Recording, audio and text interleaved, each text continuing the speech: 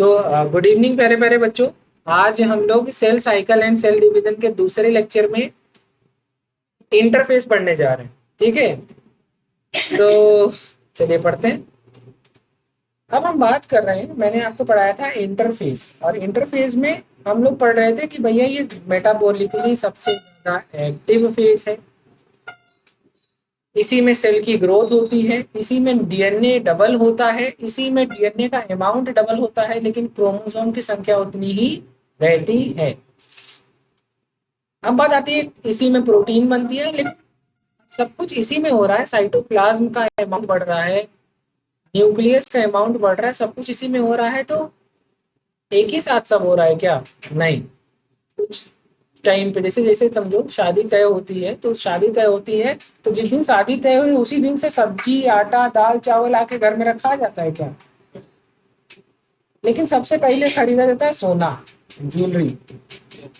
सबसे पहले ज्वेलरी खरीदी जाती है भैया, देना वेना है तो ज्वेलरी खरीदते हैं। ज्वेलरी के बाद थोड़ा टाइम बीतता है, तो जैसे एक दो महीना बच गया तो गाड़ी खरीदेंगे। समझ रहे हो? ताकि शादी में सामान वामान लाने के लिए घर में एक एक्स्ट्रा व्हीकल भी हो जाए, फिर बाद में वही गाड़ी दे दी जाएगी। यही होता है। ये आप लोग अगर समझो तो समझो। जो नई गाड़ी होती है, जो दूल्हे को मिलने वाली होती है, वही गाड़ी पे दूल्हे का सब सामान आता है। सत्य नहीं है ना? चलो, अब ये बात भी आप समझ गए। अब इसमें एक बात समझो, हर चीज अपने एक टाइम पर हो रही है। क्या हो रही है? एक ऐसा नहीं है कि फ्रिज वॉशिंग मशीन इकट्ठे सब ला के रख दिए। वारंटी भी तो बेकार होगी, गारंटी भी तो बेकार होगी। तो जब करीब आता है तब लेके रखते हैं, तब से भैया 1 साल तक वारंटी रहती है। तो हर चीज का एक ड्यूरेशन है। इसी तरीके से इंटरफेस के दौरान प्रोटीन का बनना, डीएनए का डबल होना, सेंट्रियोल का डबल होना, ये सबका एक फेज है। तो सबसे पहले जो हम फेज पढ़ने जा रहे हैं वो पढ़ने जा रहे हैं जीवन फेज। कौन सा फेज? जीवन। और ये जो इंटरफेज है, इसको 3 स्टेज में बांटा था। किसने? हार्वर्ड और पेल्क ने। किसने? हार्वर्ड और पेल्क ने इंटरफेस को 3 सब स्टेज में बांटा था। लिखो लिखो, Harvard and Pelk classified interface into 3 सब स्टेज। सबसे पहला स्टेज है जीवन फेज, या इसी का दूसरा नाम है, और की जगह ऑब्लिक करके इसी का दूसरा नाम है कि डीएनए बनने से पहले एंजाइम की जरूरत होगी ना। डीएनए बनाने के लिए एंजाइम की जरूरत होगी कि नहीं होगी? कोई भी रिएक्शन कराने के लिए एंजाइम की जरूरत होगी। तो एंजाइम क्या होता है? प्रोटीन। तो डीएनए बनाने के पहले प्रोटीन बननी चाहिए कि नहीं बननी चाहिए? बननी चाहिए। तो जीवन फेज, या इसी को कहते हैं प्री डीएनए सिंथेसिस फेज, या इसी को कहते हैं जीवन का मतलब क्या होता है? फर्स्ट गैप, पहला गैप, फर्स्ट गैप। ठीक है, बस बस ये सब जिसको पता है, रोज पढ़ोगे तो खुद ही पता चल जाएगा। अब क्या इसको बार बार लिखवाऊं? क्या मैं तुमसे ये नहीं कह सकता, या क्या तुम इतने समझदार नहीं हो कि तुम ये नहीं समझ सकते कि यहां से लेके यहां तक के फेज को यम फेज कहते हैं, इसको यस फेज कहते हैं, तो इसके बीच वाला जो फेज है वही तो जीवन है। तो क्या मैं इसको लिखवा दूं? इतना तो बुद्धि होगी ही। तो यही लिखा हुआ है, केवल नाम लिखिए, जीवन, प्री डीएनए सिंथेसिस, या फर्स्ट गैप फेज। ठीक है। अब इस दौरान पहला पॉइंट आपके काम का है, जो सेल हैं वो बहुत ही ज्यादा मेटाबॉलिकली एक्टिव है और वो लगातार अपना साइज बढ़ा रही हैं, लेकिन इस दौरान डीएनए रेप्लिकेशन नहीं होता। क्या नहीं होता? डीएनए का रेप्लिका। रेप्लिका का क्या मतलब होता है? कॉपी। रेप्लिका का क्या मतलब होता है? कॉपी। तो डीएनए की फोटो कॉपी नहीं होती, मतलब डीएनए का अमाउंट डबल नहीं होता। तो सबसे पहला पॉइंट इंपॉर्टेंट था, सेल बहुत ही ज्यादा मेटाबॉलिकली एक्टिव होती है और लगातार अपने साइज को बढ़ा रही होती है। दूसरा पॉइंट लिखा हुआ है कि डीएनए का रेप्लिकेशन नहीं होता। और तीसरा तो सबसे इंपॉर्टेंट बात है कि जो सेल ऑर्गेनील है, तुम बताना सुनील, शादी तय हो गई तो घर में जितना सामान है सबको डबल करने की कोशिश की जाएगी कि नहीं? जैसे एक माइटोकॉन्ड्रिया था तो दो माइटोकॉन्ड्रिया, एक गोल्जी बॉडी थी तो दो गोल्जी बॉडी, एक राइबोसोम था दो राइबोसोम। समझ में आ गया? तो इसी तरह तो सेल ऑर्गेनील क्या होते हैं? तो कहेंगे सर सेल ऑर्गेनील में अलग अलग रिएक्शंस होती हैं। कहीं पे एनर्जी बनती है, कहीं पर डाइजेशन होता है, कहीं पर जो है एक्सक्रीटरी वेस्ट बनते हैं, है ना?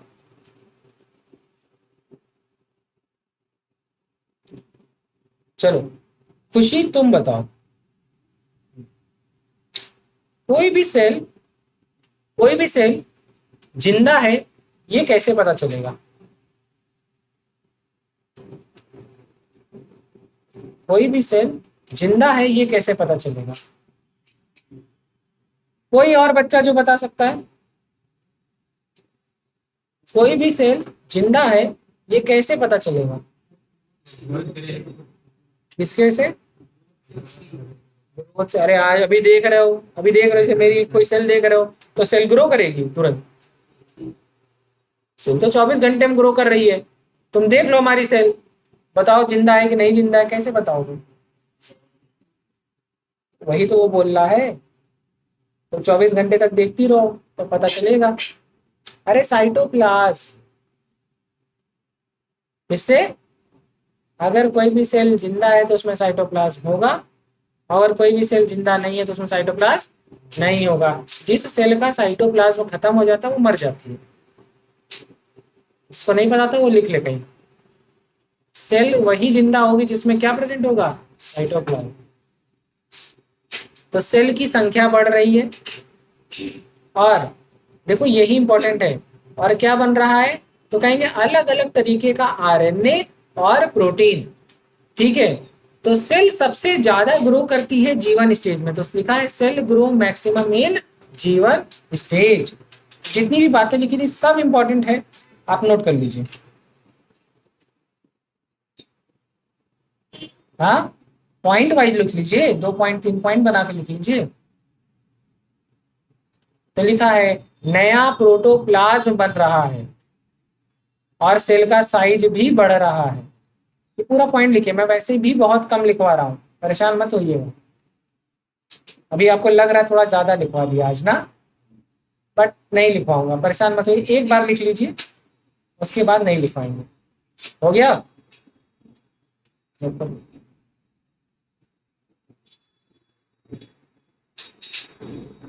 सेल ऑर्गेनिल, जैसे जिसको नहीं पता वो जान ले। सेल ऑर्गेनिल क्या क्या होता है प्रिया? जैसे माइटोकॉन्ड्रिया, जैसे राइबोसोम, क्लोरोप्लास्ट, सेंट्रियोल, ये सब क्या होते हैं? Cell organelles. आ गया? इसमें कोई ऐसी लाइन जो नहीं समझ में आई हो? सेल का साइज सबसे ज्यादा किस फेज में बढ़ेगा इंटरफेस के? जीवन। उसके अपने का एस, फिर G2। पूछो पूछो, कोई बात नहीं, जल्दी पूछ लो। बताओ, फिर से बता दे। बोलो प्रिया जल्दी बेटा। हाँ लिखा है सेल जो है सबसे ज्यादा ग्रो करती है, अपना साइज बढ़ा रही है। इंटरफेज में साइज बढ़ रहा है ना, तो सेल का साइज सबसे ज्यादा किस फेज में बढ़ता है? इंटरफेज की भी किस फेज में? जीवन में। इंटरफेस कितने फेज में डिवाइड है? G1 S G2। किसमें? G1 S G2। यही लिख लो ना हो तो पता हो तो यहां पर 3 पॉइंट लिख लो, G1 S और G2। वैसे आपकी जिंदगी बचपना जवानी बुढ़ापा, ठीक है, G1 S और G2। अब हम पढ़ने जा रहे हैं एस फेज के बारे में। देखो दिखा दे रहे हैं, ऐसा नहीं है कि तुम लोग को इस तरीके से नहीं पढ़ाएंगे, ऐसे भी पढ़ाएंगे। बस एक सेकेंड रुक जाओ, पहले ये पढ़ लो।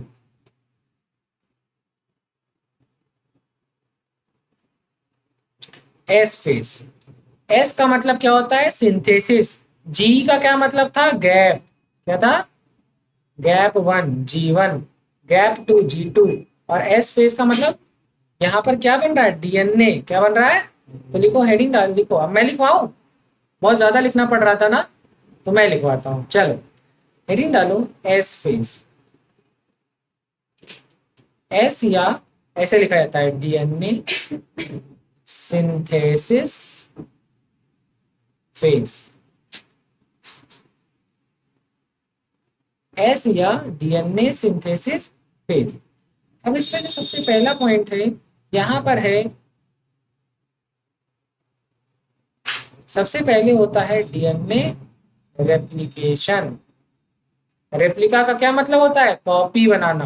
क्या बनाना, तो लिख लो डीएनए की कॉपी।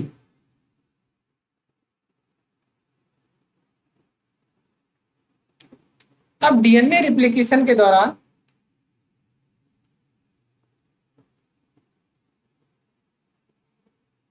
जो डीएनए का अमाउंट है,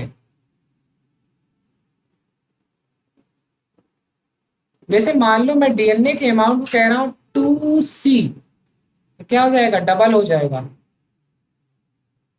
तो 2C का डबल क्या हो जाएगा, 2 2 जा 4C, क्या हो जाएगा 4C। 2C से कितना हो जाएगा 4C। लेकिन चलो प्रिया तुम बताना, मेरे दादाजी की मेरे पास आधी फोटो थी और मेरे दादाजी की मेरे पास एक फोटो थी। अगर मेरे दादाजी की मुझे आधी फोटो मिली तो भी मेरा काम चल जाएगा, और मेरे दादा की अगर मुझे पूरी फोटो मिलेगी तो भी मेरा काम नहीं चल जाएगा क्या। क्या करूंगा, जाऊंगा फोटो कॉपी कराऊंगा और क्या कर लूंगा, दादा की पूरी फोटो करा लूंगा। तो अगर मुझे मेरे दादा की आधी फोटो मिल जाए या मेरे दादाजी की मुझे पूरी फोटो मिल जाए, एक ही बात की अलग अलग, एक ही बात है ना। मतलब मैं दादा की एक फोटो बना सकता हूं, उसमें दी गई इंफॉर्मेशन एक ही है। अब मेरी बात को समझिएगा, जब मैं बोलता हूं दादाजी की आधी फोटो, तब मैं बोलता हूं क्रोमेटिड के लिए। किसके लिए बोलता हूं,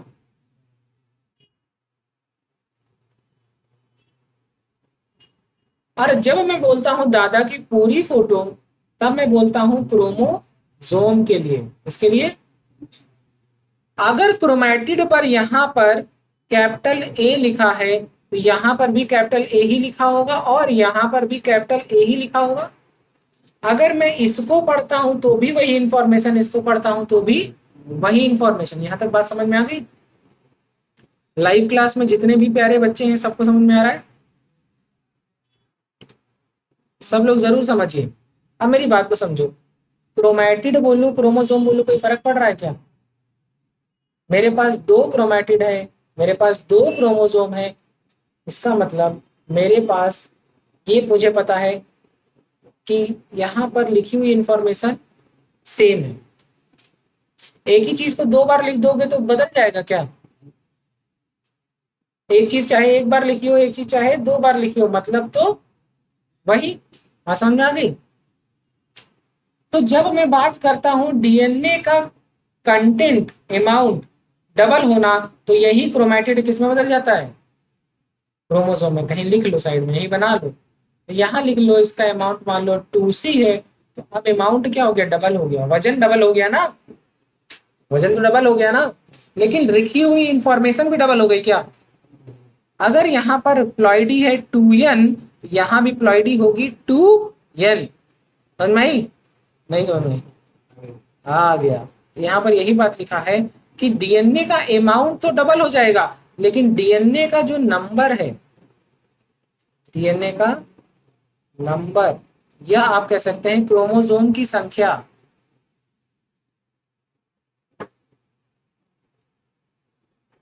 क्या रहेगा, ये सेम रहेगा। या फिर आप कह सकते हैं प्लॉइडी नहीं बदलेगी, प्लॉइडी नहीं बदलेगी, मतलब डीएनए का नंबर, क्रोमोसोम की संख्या नहीं बदलेगी। बात समझ में आ गई, हाँ या ना। चलो कह रहे हैं G1 फेज में अगर डीएनए का अमाउंट 2C था, कितना था, तो एस फेज में कितना हो जाएगा 4C।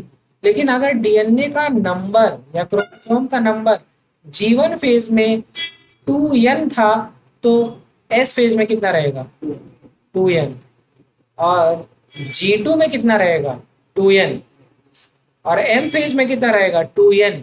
क्रोमोसोम की संख्या माइटोसिस में नहीं बदलती। आया? तो लिखा है, ये 2 पॉइंट लिख लिए, तो लिखो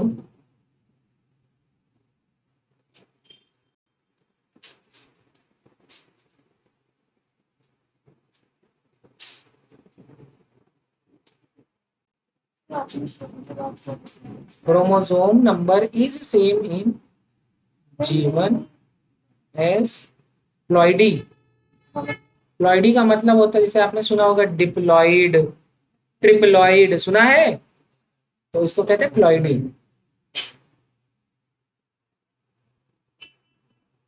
ठीक है, अगर मान लो 2N था तो 2N रहेगा 2N रहेगा, अगर N रहा था N रहेगा N रहेगा। समझ में आ गया?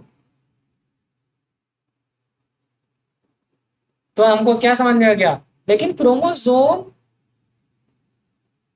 क्रोमोसोम का अमाउंट, तो कहेंगे यहां पर आएगा 2C, यहां आएगा 4C, तो आगे भी क्या जाएगा 4C। अरे आगे डिवीजन थोड़ा हो रहा है, हाँ डिवीजन कहाँ होगा, तो कहेंगे एम फेज में, माइटोसिस में। समझ में आ गया? आया ना? नहीं आया? पक्का? तुमको आया खुशी?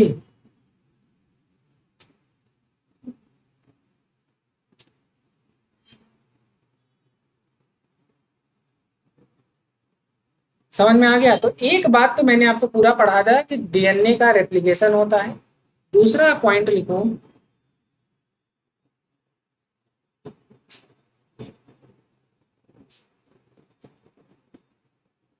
Synthesis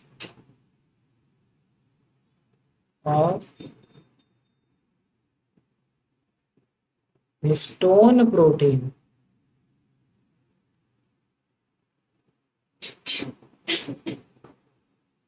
synthesis of histone protein.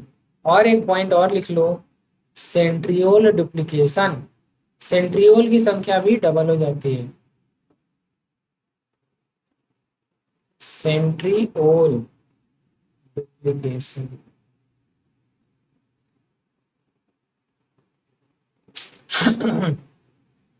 Centriole का क्या हो गया, डबल। अच्छा, प्लांट में सेंट्रियोल होता है क्या? नहीं, एनिमल में होता है। किसमें होता है? एनिमल में। हो गया? बस इतना ही लिखना था। सेंटेंस में ज्यादा लिखा है क्या? कोई बात नहीं। अगला फेज है G2। G2 का दूसरा मतलब क्या होता है, सेकेंड गैप, या पोस्ट डीएनए सिंथेसिस फेज, या प्री माइटोसिस फेज। ऐसे लिखिए, G2 या सेकेंड गैप या पोस्ट डीएनए सिंथेसिस या प्री माइटोसिस फेज, ऐसे लिखा जाता है। जो चीज सब में कॉमन है उसको सबसे आखिरी में लिखा जाता है। सब लिखने का तरीका है। ठीक है, तो यहाँ पर बस इसी के बाद क्या होगा, माइटोसिस तो लिख लो, ये वाला पॉइंट पूरा लिख लो, सेल प्रिपेयर फॉर माइटोसिस। और यहाँ पर एक स्पेशल देखो, ये वाला है G2, यहाँ पर एक स्पेशल तरीके की प्रोटीन है जिसको कहते हैं ट्यूबुलिन प्रोटीन। और यही ट्यूबुलिन प्रोटीन क्या बनाती है, स्पिंडल फाइबर। तो यहाँ पर लिखो कि ये दूसरा पॉइंट इंपॉर्टेंट है कि सेल प्रिपेयर फॉर माइटोसिस और सिंथेसाइज क्या करता है, ट्यूबुलिन प्रोटीन।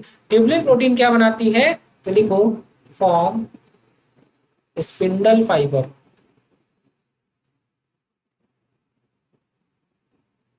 ठीक है, और कह रहे हैं कि सेल की ग्रोथ तो होती ही रहेगी।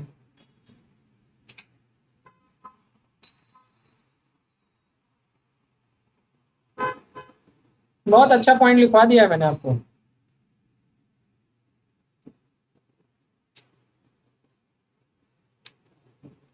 आप विश्वास मानिए, आपको बहुत मजा आएगा। अब जाकर के जब क्वेश्चन लगाएंगे ना, तब आपको पता चलेगा कि मैंने आपको क्या पढ़ाया है। ठीक है। और कोई भी वर्ड, कोई भी पॉइंट नहीं छूट रहा है, और लिमिटेड वर्ड में। हो गया। ओके।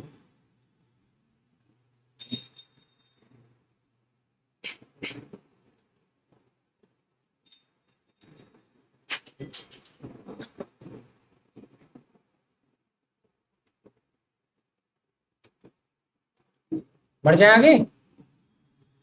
हाँ या ना? जल्दी बताओ, क्या कर रहे हो यार?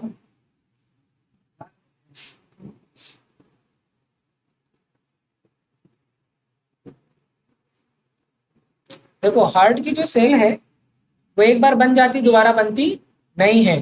तो एम फेज के बाद कुछ सेल ऐसी हैं जो इंटरफेज में जा ही नहीं रही है, रेस्ट फेज में चली जा रही है। इनको कहते हैं कोशेंट फेज। क्या कहते हैं? Quotient stage. कोशेंट स्टेज का मतलब जी नॉट, मतलब अब ये डिवाइड नहीं होंगी। तो लिखो जी नॉट या कोशेंट स्टेज। देखो,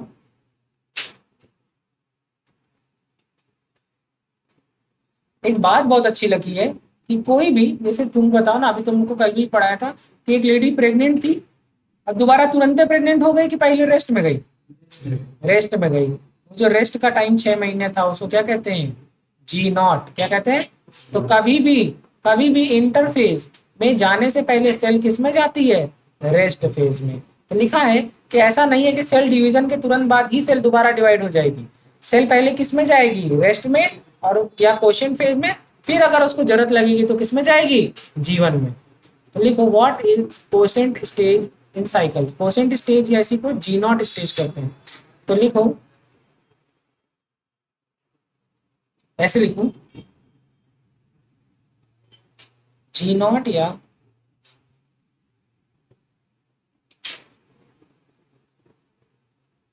क्वोशेंट स्टेज। तो लिखो, ऐसे डैश करके लिखो, इनएक्टिव स्टेज।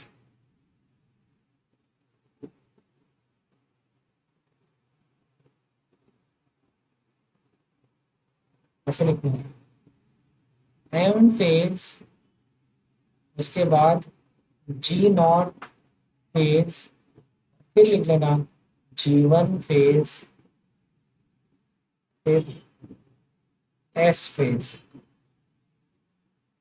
और फिर आता है जी2 फेज, फिर आता है एम फेज वापस से। This is cell cycle. समझ में आ गया? पहले मैंने जी2 इसीलिए आपको दिखा दिया। आप चाहो ये पूरा सेंटेंस लिखो या ये पॉइंट लिख लो, जिसको लग रहा है उसको सेंटेंस लिखने लिखा हुआ है। सेल जो है तुरंत जीवन फेज में नहीं जाती, पहले वो एक इनएक्टिव फेज में जाती है, जिसको कहते हैं जी नॉट फेज। समझ में आ गया? हाँ या ना? आगे बढ़ जाए। इंपॉर्टेंट पॉइंट था, एग्जाम्पल लिख लो, हार्ट सेल।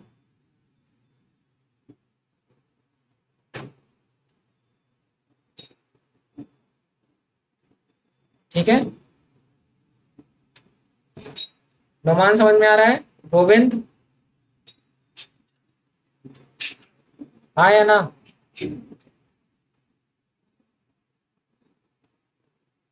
अब इसमें दो पॉइंट है कि जो जी नॉट स्टेज में जो सेल्स होती हैं, ये जिंदा रहेंगी तो भैया खाएंगी पिएंगी कि नहीं खाएंगी पिएंगी? लेकिन क्या नहीं करेंगी? डिवाइड। क्या नहीं करेंगी? तो लिखो, जी नॉट वाली जो फेज, ऐसे लिखो, और लिखो,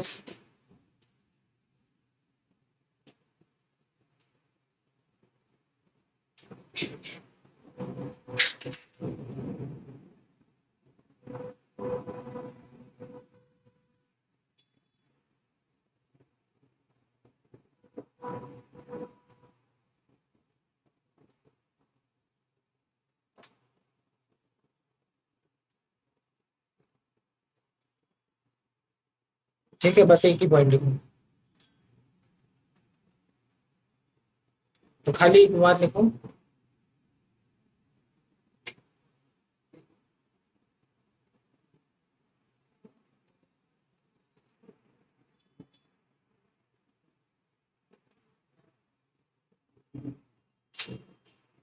सेल हमेशा डिवाइड नहीं करेगी, सिर्फ जब जरूरत होगी तब।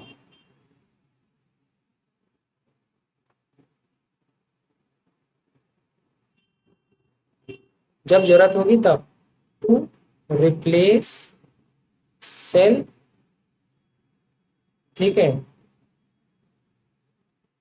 टू रिप्लेस, ऐसे लिखो, टू रिप्लेस इंजर्ड या डेड सेल। इन्हीं को रिप्लेस करने के लिए ही डिवाइड होगी, अदरवाइज ये डिवाइड नहीं होगी। जैसे एक बात लिखी हुई है, जैसे प्लांट में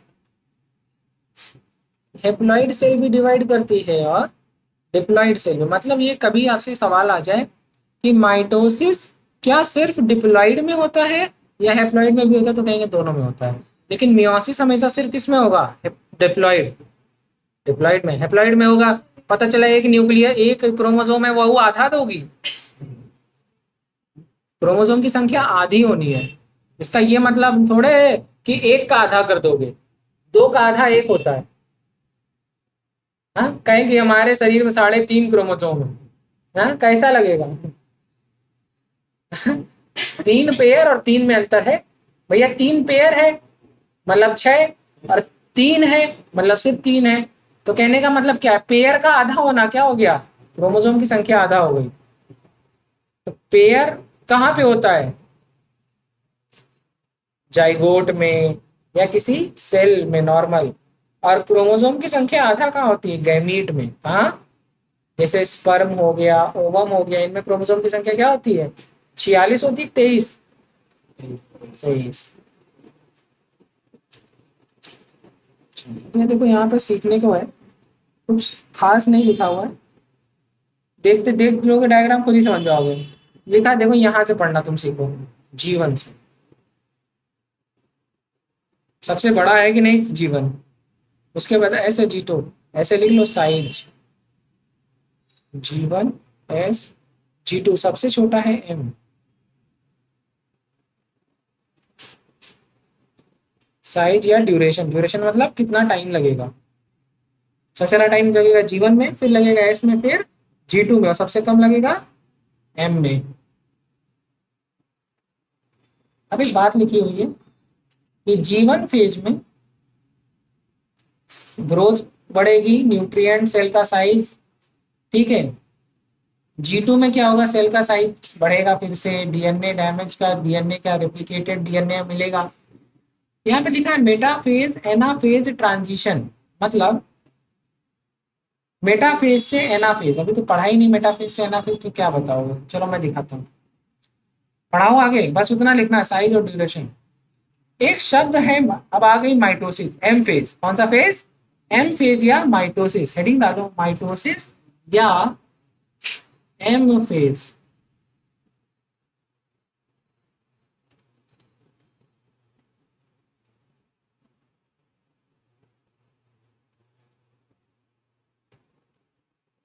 क्लियर दिख नहीं रहा? क्या क्लियर नहीं दिख रहा? जरा आप लोग अपना फोन खोलिए।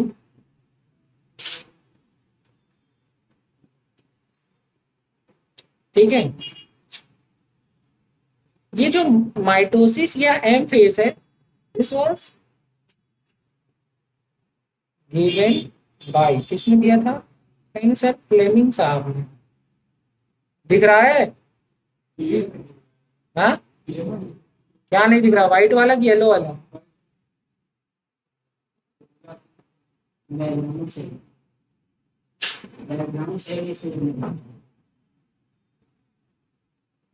व्हाइट वाला नहीं दिख रहा है, येलो वाला दिख रहा है। तो येलो वाला देखो, क्योंकि वही तो लिखवा रहा हूं।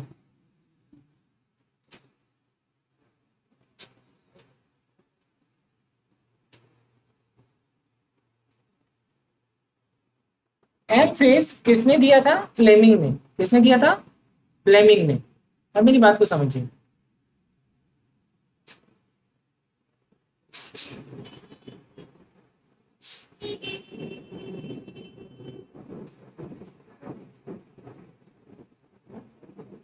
जो पेरेंट है और जो प्रोजेनी है, प्रोजेनी का क्या मतलब होता है? Daughter cells. कौन सी सेल?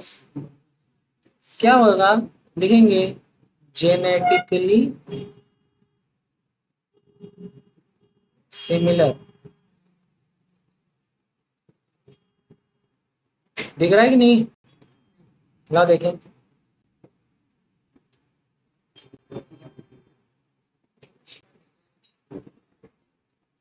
दिख तो रहा है बेटा एकदम, मुझे तो पूरा पूरा पढ़ने में आ रहा है।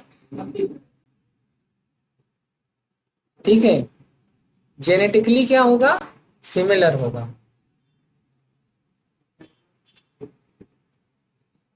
अब एक थ्योरी थी, कर्ण प्लाज्म थ्योरी। कौन सी थ्योरी? कर्ण प्लाज्म थ्योरी। इसका मतलब ये होता है कि कैरियोकाइनिक मतलब न्यूक्लियस और साइटोप्लाज्म का रेशियो। तो जो भी सेल माइटोटिकली डिवाइड हो रही होती है उसमें न्यूक्लियस का साइज ज्यादा होता है, साइटोप्लाज्म का साइज कम होता है, कंटेंट। तो इसका मतलब क्या है? सबसे पहले न्यूक्लियर डिवीजन होता है, फिर सेलुलर डिवीजन होता है। तो लिखो, तो यहीं पर हम लोग पढ़ते थे कैरियो प्लाज्मिक इंडेक्स, हालांकि आपके सिलेबस में नहीं है। तो कर्ण प्लाज्म थ्योरी आपको नहीं पढ़ना है, तो बस यहाँ पर लिखना है माइटोसिस। तो पेरेंट और प्रोजेनी जेनेटिकली सिमिलर होता है। और यहाँ पर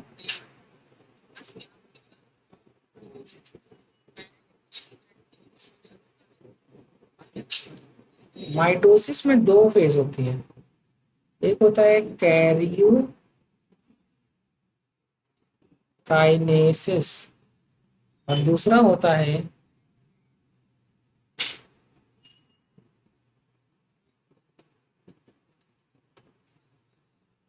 साइटोकाइनेसिस। कैरियोकाइनेसिस में होता है न्यूक्लियर डिवीजन, यहाँ होता है सेलुलर डिवीजन।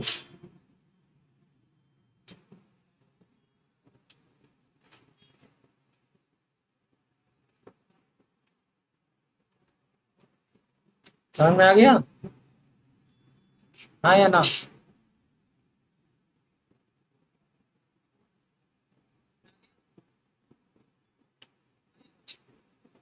बोलो। चलो, तो क्या ये लिखा है? क्या यही बात मैंने बताई कि कैरियोकाइनेसिस से शुरू होता है और खत्म होता है साइटोकाइनेसिस पर?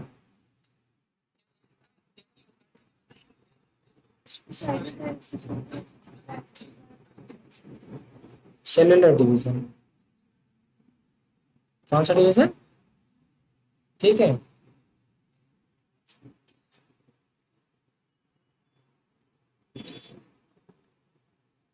तो माइटोसिस का दूसरा शब्द है इक्वेशनल डिवीजन। बस यही इंपॉर्टेंट है। माइटोसिस को और क्या कहते हैं? Equational division. क्यों कहते हैं इक्वेशनल डिवीजन? क्योंकि क्रोमोसोम की संख्या क्या है? सेम। क्या है?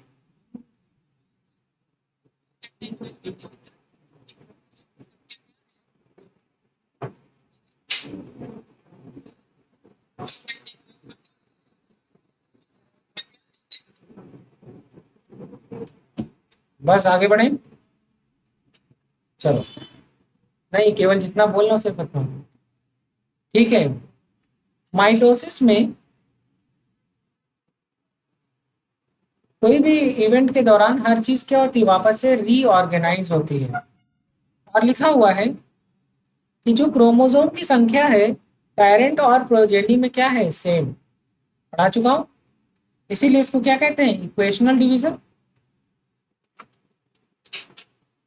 ठीक है। अब माइटोसिस में चार स्टेज होती हैं न्यूक्लियर डिवीजन की: प्रोफेज, मेटाफेज, एनाफेज और टीलोफेज। देखो, जहां तुमने पढ़ा था कैरियोकाइनेसिस या न्यूक्लियर डिवीजन पढ़ा था ना, वहीं पर ऐसे न्यूक्लियर डिवीजन के नीचे डैश करके ऐसे लिखना 4 स्टेज, और इसी के नीचे ये लिखना प्रो, मेटा, एना और टीलो फेज।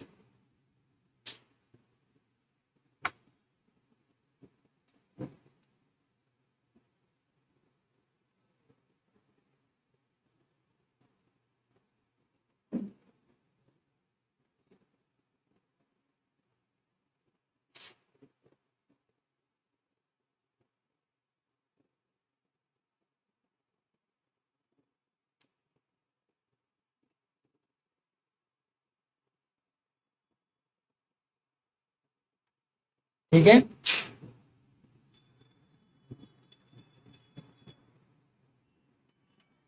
चलो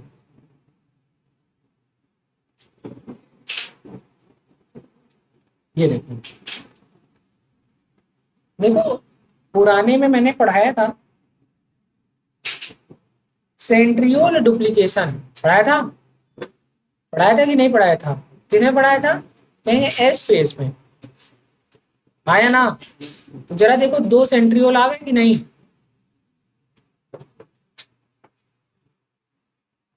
और एक बात बताओ,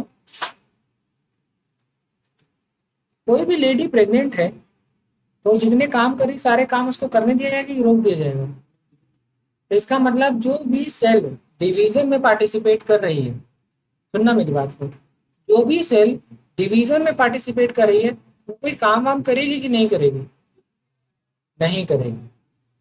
इसका मतलब क्या उसमें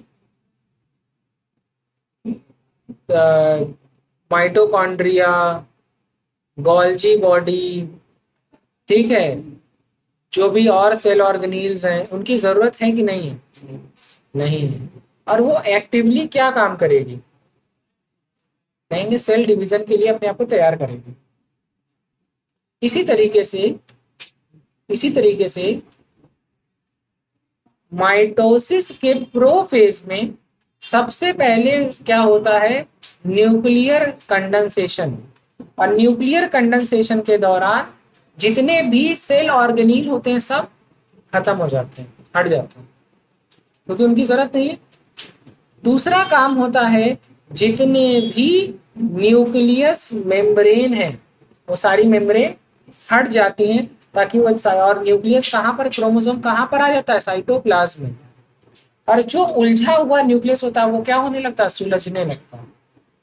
बात समझ में आ गई? मेटाफेज के दौरान जैसे ही प्रोफेज और लेट प्रोफेज, दो शब्द होता है, अर्ली प्रोफेज और लेट प्रोफेज। तो प्रोफेज में यही होता है, जब लेट प्रोफेज होता है तो उस समय तक सारा का सारा न्यूक्लियर मेम्ब्रेन खत्म हो चुका होता है, सारा का सारा सेल ऑर्गेनील वगैरह सब हट चुका होता है, और पूरे पूरे साइटोप्लाज्म में हमें आराम से विजिबल न्यूक्लियस न्यूक्लियस या क्रोमोसोम दिखने लगता है। जगह ज्यादा चाहिए ना, ठीक है। अब बात आती है मेटाफेज की। कौन सी फेज की? समझ में नहीं आया? अब एक बात बताओ,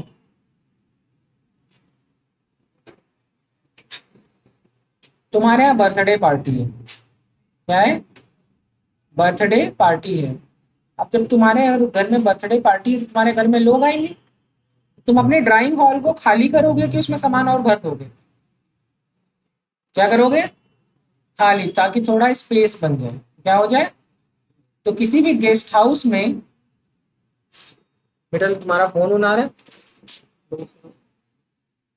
किसी भी गेस्ट हाउस में, किसी भी गेस्ट हाउस में सामान ज्यादा होता है कि कम होता है? कम, ताकि जो है ज्यादा से ज्यादा जगह मिले लोगों को एंजॉय करने के लिए। इसी तरीके से किसी भी सेल में मेन काम है न्यूक्लियर डिवीजन। क्या काम है? उसके अलावा जितने भी काम है सब क्या है? सेकेंडरी। तो उनकी जरूरत है कि उनको हटा दो, हटा दो, अब जो काम है उसको करोगे। अब जो भी समारोह है वो ज्यादा जगह में होता है कम जगह में? तो न्यूक्लियस का जो साइज होता है वो छोटा होता है बहुत बड़ा? सेल से तो छोटा ही होता है। और अगर हम उसको जगह ज्यादा देंगे तभी तो वो आराम से डिवाइड हो पाएगा। तो इसी तरीके से न्यूक्लियर डिवीजन करने के लिए सबसे पहले जो न्यूक्लियर मेम्ब्रेन होती है उसको हटा देना पड़ता है। तो जो तुम्हारा क्रोमोसोम है वो न्यूक्लियस में रहता है कि साइटोप्लाज्म में आ जाता है? साइटोप्लाज्म में। अरे न्यूक्लियस भी तो साइटोप्लाज्म में प्रेजेंट होता है। जब मेम्ब्रेन हटा दोगे तो न्यूक्लियस के अंदर क्रोमोसोम होता है। तो क्रोमोसोम अब जो न्यूक्लियर मेम्ब्रेन के अंदर था वो निकल कर कहाँ आ गया? ज्यादा आराम, बड़ी जगह पे चीजें सुलझाई जा सकती, छोटी जगह पे, बड़ी जगह पे। समझ में आया? तो अब न्यूक्लियस ही मतलब क्रोमोसोम ही क्रोमोसोम दिख रहे हैं। अब जितने भी क्रोमोसोम हैं वो सेंटर में आते हैं और एक प्लेट बनाते हैं, एक लाइन में आते हैं। इसको कहते हैं मेटाफ्लेजिक प्लेट। और ये क्रोमोसोम सबसे ज्यादा आसानी से विजिबल होते हैं मेटाफेज स्टेज में। कौन से स्टेज में? तो मेटाफेज स्टेज में। और ये सारे न्यूक्लियस क्रोमोसोम एक लाइन में आकर के देखो, ये देखो सारे जितने क्रोमोसोम इधर उधर छिटके हुए थे सब एक लाइन में आ गए ना, एक प्लेन पे आ गए ना, सेंटर इक्वेटर लग रहा है, तो इसको कहते हैं मेटाफेजिक प्लेट। कौन सी प्लेट? और न्यूक्लियर क्रोमोसोम की स्टडी इसी फेज में की जाती है। क्रोमोसोम की स्टडी पूरी सेल साइकिल में किसमें की जाती है? कि सारे क्रोमोसोम एक साथ अलाइन है। मेटाफेज के बाद आता है टीलोफेज। अब मेटाफेज प्लेट में जो जितने क्रोमोसोम है, क्रोमोसोम के बीच में क्या होता है? बीच में होता है काइनेटोकोर, और किनारे किनारे क्या होता है? तो कहेंगे सर सेंट्रियोल। क्या होता है? ये जो सेंट्रियोल है वो यहाँ और यहाँ लग गया, और ये किसके साथ? क्रोमोसोम के काइनेटोकोर पे क्या जाके चिपक गए। अब क्या होगा, ये दोनों एक दूसरे को अपनी तरफ खींचने लगे। कितने क्या करने लगे? ये वाला धागा नीचे की तरफ खींचने लगा और ये वाला धागा ऊपर की तरफ, तो ये टूट जाएगा बीच से। और ये बीच से जब टूटेगा तो आधा टुकड़ा इधर चला जाएगा, आधा टुकड़ा इधर चला जाएगा। ऐसा लग रहा है क्रोमोसोम दो क्रोमैटिड में टूट गया। क्रोमोसोम दो क्रोमैटिड में टूट गया। अच्छा, अगर ये वो बात है, दादाजी की फोटो बीच में लगी थी, आधी प्रशांत सर ने खींची, आधी हमने खींची, तो फट गई, तो आज दोनों के पास क्या हो गई? बराबर इंफॉर्मेशन गई, बराबर इंफॉर्मेशन गई, बराबर इंफॉर्मेशन। आधी फोटो से वो भी पूरा फोटो बनवा सकते हैं और हम भी पूरा फोटो बनवा सकते हैं। तो ये देखो क्रोमोसोम जो है, पहले होता क्या है? इंटरफेज के दौरान, अब देखो क्रोमोसोम किस में टूट गया? क्रोमैटिड में। और इसके बाद जब सेल डिवीजन हुआ तो इसके बाद क्या हुआ? ये एक अलग साइड आ गया, ये एक अलग साइड आ गया, बीच में फ्यूरो देखने को मिल गया, गड्ढा। तो इसको क्या कहा गया? तो कहेंगे सर ये जो डिप्रेशन देखने गया, अब जो है सेल डिवाइड होने के लिए तैयार हो गई। और बीच में, अब ये देखो बीच में एक प्लेट बन रही है, सेल प्लेट कहते हैं। क्या कहते हैं? Cell plate. और अब देखो, अब न्यूक्लियर डिवीजन तो हो गया, अब वापस से अब सेल तो डिवाइड होने जा नहीं रही है, तो अब इसको अपना काम वाम करना शुरू करना पड़ेगा।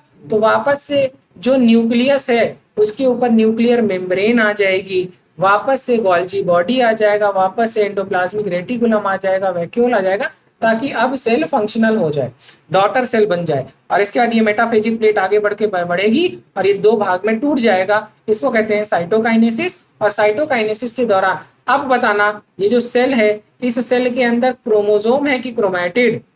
क्रोमोसोम है कि क्रोमैटिड? अरे क्रोमोसोम तो यहाँ था, क्रोमैटिड है। अब ये क्रोमैटिड, अब जब ये जहाँ कहाँ जाएगी? इंटरफेज में। इंटरफेज में जाएगी तो जीवन फेज में न्यूक्लियर वो इंटरफेज के एस फेज में जाएगी तो डीएनए का अमाउंट डबल हो जाएगा। यही क्रोमैटिड वापस से क्या बन जाएगा? क्रोमोसोम, है ना? 2C की जगह 4C। लेकिन यार दादाजी की आधी फोटो तो भी वही बात, दादाजी की एक फोटो तो भी वही बात। तो इसका मतलब डीएनए का अमाउंट तो बढ़ गया, लेकिन डीएनए का नंबर या प्लॉइडी बदली कि नहीं बदली? नहीं बदली ना। अरे मैंने यही पढ़ा दिया सब, अब मैं लिखवाऊंगा।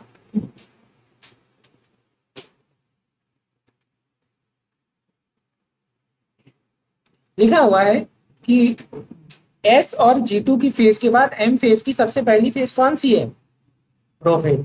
लिखा हुआ है एस और G2 फेज के दौरान जो डीएनए एकदम उलझे हुए थे, अब वो यहाँ पर क्या होंगे? सुलझना शुरू कर देंगे। ठीक है, क्या होंगे? सुलझना शुरू कर देंगे। देखो अर्ली प्रोफेज में देखो क्या देख रहा है, ये वाली मेम्ब्रेन टूटती हुई दिख रही है कि नहीं दिख रही है? हाँ या ना? गुड। चलो, अब देखो माइटोसिस दो तरीके की होती है, एक होती है एनेस्ट्रल और दूसरी होती है एम्फीएस्ट्रल। ये सबको नहीं पता लेकिन आप लोगों को सिखा रहे हैं। एनेस्ट्रल माइटोसिस का क्या मतलब है? देखो जो प्लांट सेल होता है उसमें सेंट्रियोल नहीं प्रेजेंट होता। क्या नहीं प्रेजेंट होता? और सेंट्रियोल सिर्फ एनिमल सेल में प्रेजेंट होता है। तो जो जो प्लांट के अंदर सेल डिवीजन होता है वो होता है एनेस्ट्रल सेल डिवीजन। कौन सा डिवीजन? क्योंकि वहां पर सेंट्रियोल नहीं होता।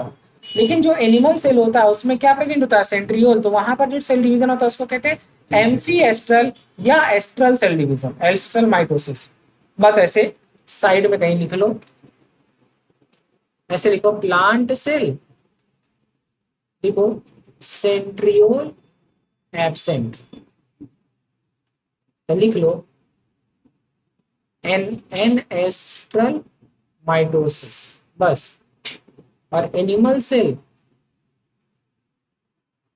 क्या है? सेंट्रियोल प्रेजेंट, लिख लो एस्ट्रल या एम्फी एस्ट्रल माइटोसिस।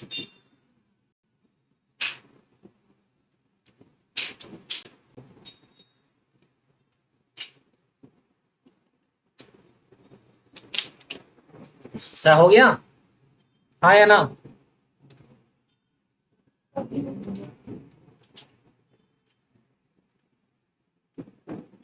क्या टाइम हो रहा है?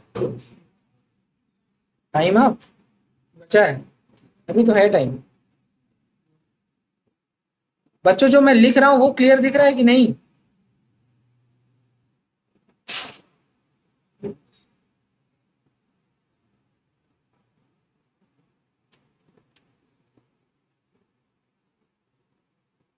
हाँ, टाइम नहीं बताया तुम लोगों ने।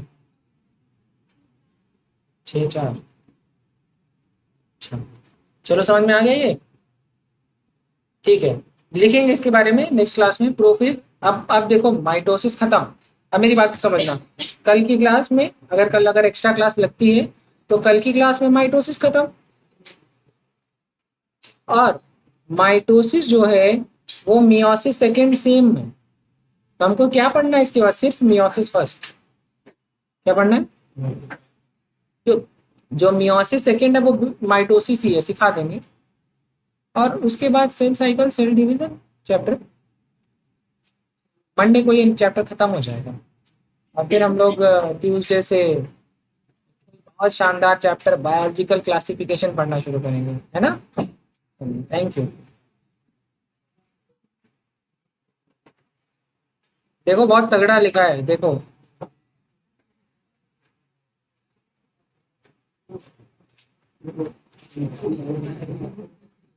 अच्छा, मैं ये पूछना चाहता हूँ, जितना जितना कुछ भी पढ़ाता हूँ सब समझ में आता है कि नहीं? जैसे जो चीज नहीं आती है वो क्यों नहीं पूछते हैं? मैंने तो पूरी छूट दे रखी है ना, अगर आपको कोई शब्द भी ना समझ में आए तो पूछिए। हाँ, क्या नहीं होता?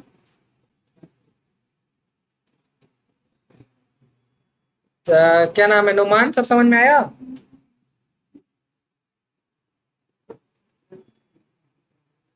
गोविंद आपको? शैल? जैसे सुनील, सब क्या मतलब किस तरीके की चीजें नहीं समझ में आ रही है? वो जो पढ़ा, जब हम क्लास में पढ़ाते हैं उस समय आता है कि नहीं? याद नहीं रहना है समथिंग एल्स। याद नहीं है लेकिन जब पढ़ रहे हैं उस समय तो आ रही है ना। वही उसी को कहते हैं पढ़ना।